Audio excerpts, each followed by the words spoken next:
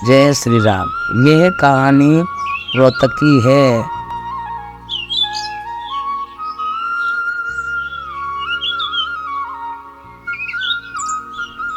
वहाँ 3 भाई रहते थे और उनकी माताजी राम देवी उन्हीं के साथ रहती थी। 2 की विवाह हो गए थे, एक कर्मवीर का नहीं हुआ था। सुरेंद्र और वीरेंद्र 2 के विवाह हो गए थे। उनके अच्छे घरवाण से 2 बहुएं आई थी। खूब अपनी माताजी के साथ तीनों भाई काम करते थे। छोटा पढ़ता था, 2 जमीन में काम करते थे, टूल व्हील चलाते थे। और राम देवी बहुत खुश थी।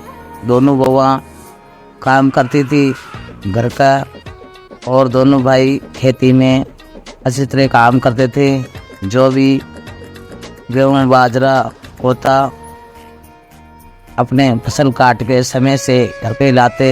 खाता पीता परिवार था अच्छा। एक दिन राम देवी चारपाई पे बैठी थी और बड़ी वाली बहू भैंस की सानी कर रही थी। गाय थी, भैंस थी। छोटी आंगन में बैठ के रोटी बना रही थी। गांव का चौधरी था जो उन तीनों भाइयों का पिताजी ने कर्जा ले रखा था, कुछ लाख रुपया। और वो बोला, भाइयों अब तुम बड़े हो गए हो, तुम्हारे पिताजी ने जो कर्जा लिया है वो लौटा दो। दोनों भाई बोले, भाई हम अभी ज़मीन में इतनी हमारी फसल पैदावारी नहीं हुई है जो हम तुम्हारा चौधरी काका कर्जा लौटा सके, और अगले साल तक हम लौटा देंगे। हमारा छोटा भाई पढ़ रहा है, वो शायद कोई सरकारी नौकरी लग जाएगा। चौधरी काका ने बोला, भाई तुम्हारा ब्याज बढ़ता चला जाएगा और तुम फिर नहीं दे पाओगे, हमें तो 10-15 दिन में ही पैसा लौटा दो। ऐसे कह के शाम को मैं वापस आऊँगा। और रामदेव बोले, ठीक है भाई ठीक, हम सोचेंगे तेरे बारे में। और रामदेवी अपने तीनों बेटों को बुला के और बहुओं को बोली, ये चौधरी बहुत परेशान करेगा, स्वभाव का ठीक नहीं है, और तुम कैसे ही करके इसका पैसा लौटाओ। दोनों बेटे बोले, तुम्हारा ये छोटा बेटा तो कोई काम कर नहीं रहा है खेती में ज़्यादा, और हम कहाँ से लौटाए। तो उन्हें बोला, अपने एक गाय है, इसके बच्चों के लिए दूध के लिए रख लो, और भैंस बेच दो। कुछ मेरे जेवर है तुम्हारे पिताजी के लिए हुए, वो जेवर बेच लो, कंगन और कुछ पैरों के सुनार को देख के इसका लाख रुपया चुका दो, नहीं तो ये स्वभाव का ठीक नहीं है, तुम्हें परेशान करता रहेगा। और उनने ऐसा ही करा, भैंस फेंकी और रामदेवी के जो भी जेवर थे बेच के। और चौधरी काका जब शाम को आया तो वो पैसा उसको लौटा दिए। चौधरी काका ने बोला, देख सुन वीरेंद्र, अगर ऐसे तुमने मेरे पैसे दे दिए, कभी तुम्हें ज़रूरत पड़ेगी तो फिर से मैं दे दूँगा। आपस में विश्वास बना रहना चाहिए। और सुरेंद्र ने और दोनों भाइयों ने बोला, ठीक है पापा, अब आप चाय पी के जाओ आप अपने घर, हम भी अपना खेत पे जाते हैं। और चौधरी काका को चाय पिला के वापस भेज दिया और दोनों भाई खेत पे चले गए। और रामदेवी करमवीर से बोली, बेटा तो कोई सरकारी नौकरी ज़रूर करेगो। हाँ, आपकी भर्ती खुली है, मैं आर्मी में भर्ती हूँगा माँ, तेरे सारे दुख दूर कर दूंगा, तो चिंता मत कर। भाई जो भी काम कर रहे हैं खेती में करने दो, मुझे उनकी बातों का बुरा नहीं लगता और नहीं भाभीियों का बुरा लगता है। तुम परेशान मत हो कि बेटा तेरी चिंता है मुझे, इनका तो ब्याह हो गया, तेरा ही नहीं हुआ, कि ब्याह की चिंता मत करो। और राम देवी को बहुत घबराहट सी हुई और उनने अपने दोनों बेटों को बुलाया और बोली, बेटा अपने छोटे भाई की भी सगाई कर लो। पड़ोस के गांव में एक मेरी पहचान वाले हैं, जान पहचान वाले, वहाँ अच्छा परिवार है और उनकी लड़की भी सुशील है। तुम कर्मवीर का भी सगाई कर लो, चाहे ब्याह अगले साल कर लेना। आपके जब कपास की खेती अच्छी होएगी तो इसका भी ब्याह कर लेंगे, मेरी चिंताएं दूर हो जाएगी। दोनों भाइयों ने पड़ोस के गांव में जाके और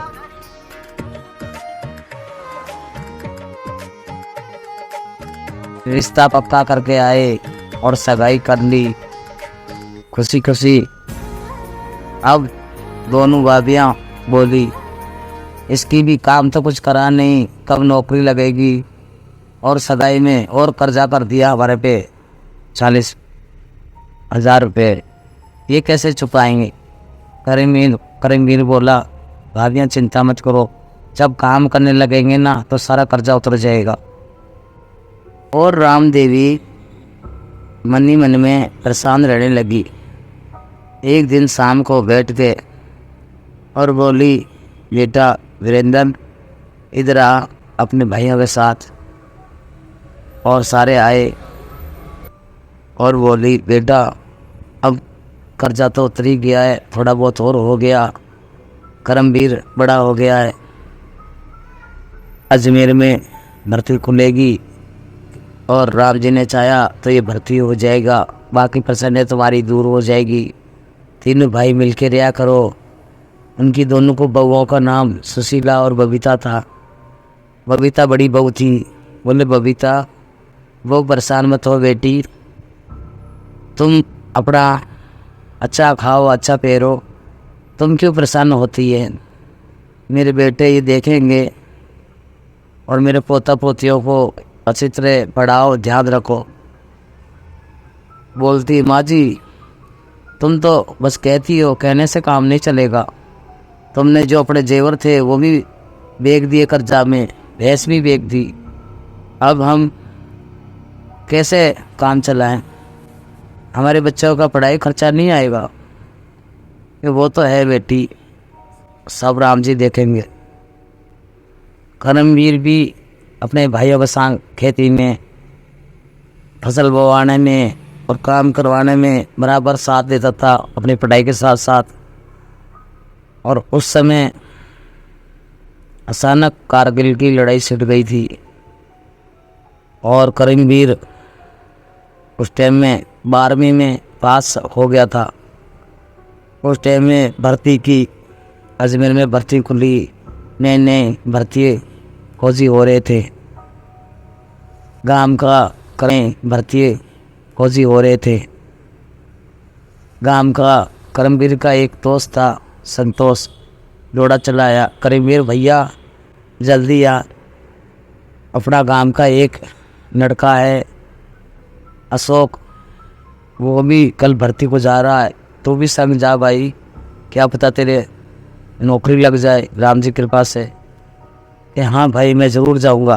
अशोक हम भर्ती हो जाएंगे तो हम अपना पूरा योगदान देंगे, वहाँ हमारे फौजी भाई कारगिल के लिए जा रहे। और शाम को जब तीनों भाई इकट्ठे हुए, बड़ा भाई वीरेंद्र बोला कि भाई करमवीर चल मैं भी तुम्हारे साथ चलूँगा, अगर तुम्हारी भर्ती हो जाती है तो अच्छी बात है। और वीरेंद्र और करमवीर अशोक उनका गांव का कुनवा खानदान का ही था, तीनों गए और संग में संतोष तांगा गाड़ी में बैठ के अजमेर के बस अड्डे गए और पूछ गए जहाँ भर्ती हो रही थी। अशोक और करमवीर दोनों हट्टे कट्टे थे, ज़्यादा पढ़ाई की पूछताछ नहीं हुई, उनको वहाँ के ऑफिसर ने भर्ती कर लिए और बोले अपने माता पिता से इजाज़त ले लो भाई, अब तो जवानों की बहुत ज़रूरत है, कारगिल में लड़ाई छिड़ गई है। और करमवीर का और अशोक का वहाँ के बड़े अफसर ने भर्ती कर लिए, उनको नाम लिख लिए कि भाई तुम भर्ती होने लायक हो। हर तरीक़ा से सक्षम थे वो। और वीरेंद्र और भाई शाम को अपने कपड़े लत्ते लेके आ जाना। और तीनों और संतोष चारों वापिस आए अजमेर से और अपने घर आए। जब वीरेंद्र ने बोला अपनी पत्नी बबीता से कि अब तो करमवीर की नौकरी भी लग गई है, अब नाराज़गी छोड़ दे, बोलती कमाता नहीं है, अब कमाएगा। बोली मैं कहाँ नाराज़ रहती हूँ, मैं तो खुद से नौकरी लग गई, इनका भी ब्याह हो जाएगा और कर्जा ले लेके ब्याह करते तो क्या होता। और राम देवी उदास हो गई क्योंकि वो करमवीर सुबह शाम अपनी माँ की बहुत ही देखभाल करता था, सेवा। दो भाई तो इधर उधर कामों में फंसे रहते थे, बउआ देखभाल नहीं करती थी। उस दिन अच्छी तरह भोजन बना के सबने मिलके खाया।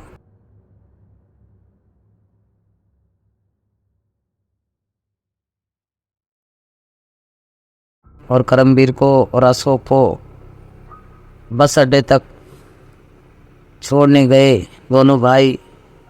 और संतोष उनको आर्मी में भेज दिया। और राम देवी नीम के पेड़ के नीचे खड़ी खड़ी देखती, बेटा जब जल्दी आइयो ये लड़ाई जीत के। अब करमवीर अशोक तो चले गए और पीछे उनके बउए बबीता और सुशीला राम देवी की अच्छी देखभाल नहीं करे, बीमार सी रहने लगी, बाहर द्वार पे चारपाई डाल देती और पोता पोती से कभी रोटी दरवा देती, कभी देती कभी नहीं देती, बहुत ही बीमार सी रहने लगी। कभी कभी बड़ा बेटा आके पूछ लेता और अपनी पत्नियों से लड़ते तो पीर जाने की धमकी देती कि अब हम इस गुड़िया का बोझ कब तक उठाएंगे, राम जी इन्हें उठाते भी तो नहीं है, हम पे बोझ बनी पड़ी है। आपस में लड़ाई करने लगी और दोनों ही बेटा परेशान होके अपनी पत्नियों से खेत पे चले जाते, वहीं काम करते, शाम को आते। बाहर घेर पर एक छोटा सा कुठला सा बना हुआ था।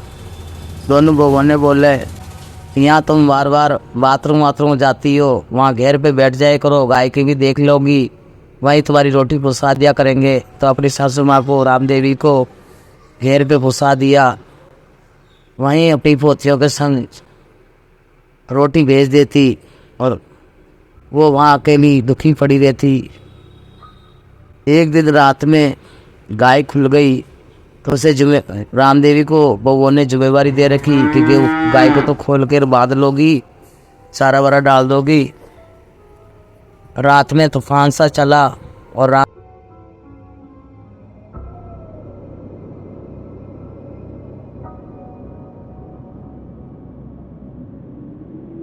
देवी उठी, गाय को खुल गई उसे बांधने के लिए और पत्थर पे से पैर फिसला और घिरी राम देवी जोर से। कमर में चोट लगने के कारण हाथ पैर काम नहीं कर रहे। और एक पड़ोस का लड़का था, बोले दादी गिर गई, उसने खड़ा करके चारपाई पे बिठाया और जाके भाग के बोले बबीता चाची दादी जी गिर गई है। बोले वो तो गिरेगी, गिरी तो है, राम जी उठा क्यों नहीं लेते। वो तो अब गाय का भी काम नहीं करना चाहती कि भाई थोड़ा बहुत काम कर ले, हम पे बोझ बनी पड़ी है। ऐसे अब राम देवी बिल्कुल चल फिर नहीं पाती, बस चारपाई पे बैठी रहती। जो पोतियों के हाथ रोटी भेज देती, कभी छोटी बहू जाती, पहाड़ी का घोड़ा भर के रख के आ जाती। बोली माता जी तुमने कौन सा ऐसा पाप किया जिससे कारण तुम अब बिल्कुल ही चारपाई पकड़ ली, नुनाए अपने पोता पोतियों को खिलाएं, बोझ ही बढ़ती चली जा रही हो तुम तो। ऐसे लड़ती झगड़ती टेढ़ा बोलती रहती और वो सुनती रहती चुपचाप अपने बेटा की याद में कि इन दोनों बेटों की तो चलती नहीं है बहुओं के सामने, और मेरा करमवीर आएगा तो मैं उसके साथ रहूँगी। उसकी सगाई तो कर ही दी है और उसका ब्याह भी करवा दूँगी। ऐसे करते करते बहुत ही बीमार सी हो गई और कुछ ही 1 महीना बाद जब कारगिल की लड़ाई बंद हो गई थी और सब फौजी इधर उधर अपने अपने गांव जाने लगे, छुट्टियों पे आने जाने लगे, जब अशोक आया छुट्टी पे 1 हफ्ते की और आके अपने घर मिलके और सबसे पहले वीरेंद्र के पास गया कि वीरेंद्र भैया माँ जी कहाँ हैं?